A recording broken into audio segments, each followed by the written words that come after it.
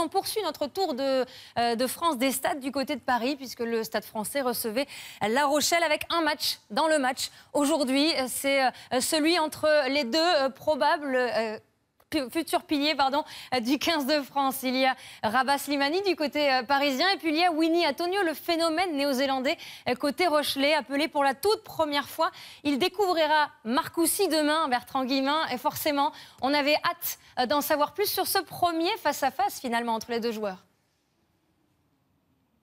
Ils étaient pressés, tout comme vous, d'en découdre, Rabah Slimani et Winnie Atonio. Ils étaient bien là, Jean Bouin, oui, pour cette 7e journée du top 14. Rabah Slimani, présent, titulaire dans le 15 de départ du Stade français. Mais voilà, le face-à-face sera pour plus tard, parce que Winnie Atonio était là du côté de La Rochelle, mais sur le banc des remplaçants, pour assister à un début de match où les Rochelais sont bien en place. Les Rochelais ont des occasions, mais les Rochelais ne concrétisent pas. Et il faut attendre la 9e minute pour voir enfin le jeu du Stade français se mettre en évidence, avec ce décalage sur Naya Salevou, qui va après 9 minutes donc inscrire le premier essai dans cette partie. Tout est parti justement d'une mêlée volée par le Stade français sur la mêlée de La Rochelle, et derrière c'est la punition directe, 5-0 en faveur des Parisiens. Et les Parisiens vont continuer à appuyer avec non pas Mathieu Bastaro, mais son héritier du côté du Stade français, c'est Jonathan Danty, qui quelques minutes plus tard seulement inscrit déjà un deuxième essai. 10-0, la défense de La Rochelle s'ouvre trop facilement. Fessine Colazo, ils font donc fermer, anticiper, monter, mais ne pas commettre de faute. Sestaro commet un envoi volontaire. Carton jaune, les Rochelais sont réduits à 14 dans ce début de match. 14 pendant 10 minutes. Et dans la continuité de cette action, eh bien, ils vont encore subir. On a joué la pénale touche, on va alterner après le large. On cherche le près, ballon porté. La transmission n'est pas bonne pour Parissé, mais finalement il n'y a pas d'en avant. Et c'est un international qui sera lui aussi du côté de Marcoussis, qui conclut déjà le 3e essai. 17-0 après cet essai inscrit par Pascal Papé. Enfin des points pour La Rochelle, signé Julien Audy. 17-3, ça se complique et ils sont toujours à 14. Les Rochelais, ils subissent, les espaces s'ouvrent. Regardez sur le grand large, le jeu dans le dos des attaquants parisiens. Le 2 contre 1 qui se dessine entre Camara et Arias. Arias qui a son duel à jouer, qui va revenir à l'intérieur.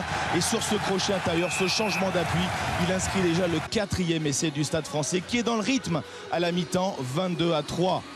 22-3 donc pour l'équipe de Alexandre Flancard, qui touchait au dos et qui pourrait peut-être déclarer forfait, quitte ses partenaires dès le début de l'entame. A l'inverse, lui, Winnie Atonio, arrive prématurément pour régler des problèmes en conquête, pour secouer un petit peu le cocotier dans cette équipe de La Rochelle qui est sévèrement malmenée, qui va encaisser peut-être un nouvel essai, peut-être le doublé de Jonathan Danty.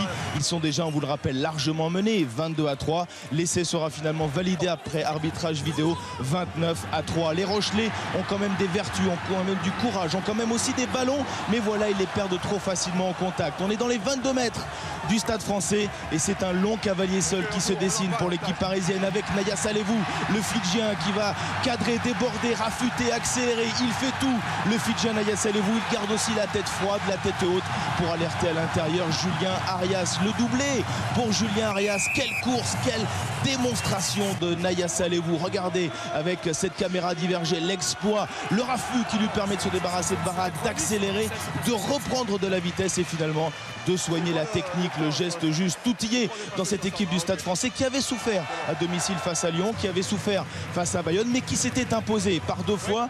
Ils avaient laissé en route le bonus défensif à leurs adversaires. Ils ont envie de tuer le match, ils l'ont pour l'instant fait. Nous sommes toujours dans cette deuxième période qu'ils dominent de la tête et des épaules. Les gestes techniques sont là, redoublés entre Filleul et Parissé. Le geste juste là encore de Lavala, et un nouvel essai pour le Stade français qui continue donc son cavalier seul. C'est le joker médical d'Hugo Bonneval, Inou, qui est entré en jeu, qui signe le 43-3.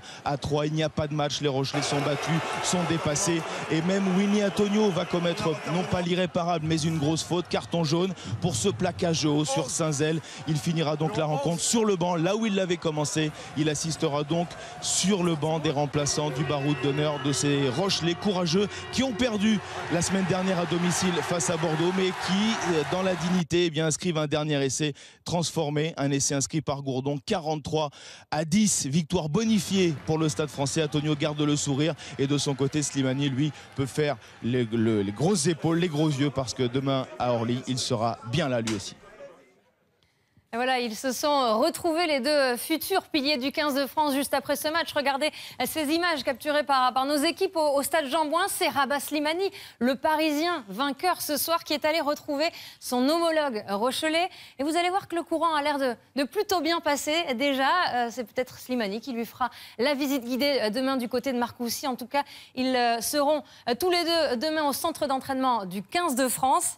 Il s'amuse déjà plutôt bien. Alors c'est vrai, c'est paradoxal. Antonio a pris une lourde défaite aujourd'hui du côté de Jean-Bouin, mais il avait le sourire forcément. Cette première convocation chez les Bleus, ça lui fait chaud au cœur. Écoutez-le au micro d'Yann Chabena. Ouais, je suis un peu triste pour pas entrer dans le bus, mais je suis en même temps content pour faire cet stage de 3 jours. Je pense faut changer les disquettes un peu, faut mettre un peu plus d'envie si c'est pour le maillot bleu. Si un jour faut que je porte le maillot bleu, faut que j'ai à ce niveau, et je pense pour moi et pour le club ça va être cool, ça va être bon.